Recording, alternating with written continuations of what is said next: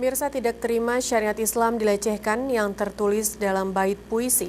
Puluhan perempuan yang tergabung dalam Aliansi Muslimah Aceh melaporkan Sukmawati Soekarno ke polisi karena dinilai melecehkan pasca dibacakannya puisi di salah satu event di Jakarta beberapa hari yang lalu. Meski permintaan maaf telah dilakukan secara terbuka oleh Putri Soekarno Sukmawati setelah dinilai melecehkan syariat Islam, azan dan cadar.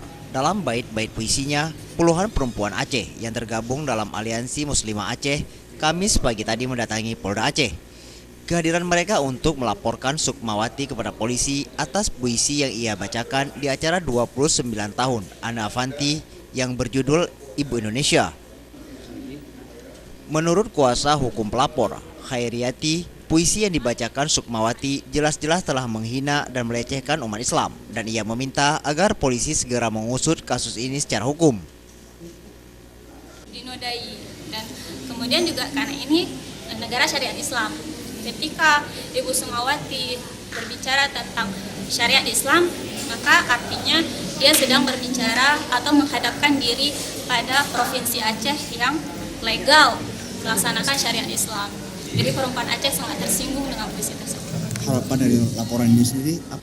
Sementara itu, salah seorang wanita bercadar, Khadijah Johan, menyebutkan ia sangat tersinggung saat mendengar cadar yang di bait puisi Sukmawati Soekarno Putri disebutkan lebih indah dari tusuk onde.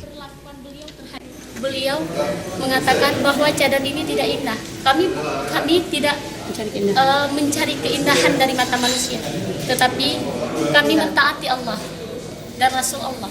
Kami tidak perlu penilaian manusia, tapi kami mengharap ridha dari Allah Subhanahu wa Ta'ala.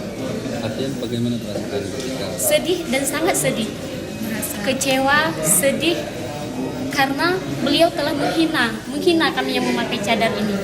Jika beliau tidak senang, cukup beliau aja yang tidak senang, tetapi jangan diungkapkan. Adapun barang bukti yang mereka sertakan dalam pelaporan tersebut yaitu video puisi utuh yang dibacakan Sukmawati serta sejumlah postingan tentang puisi Ibu Indonesia tersebut dari media sosial.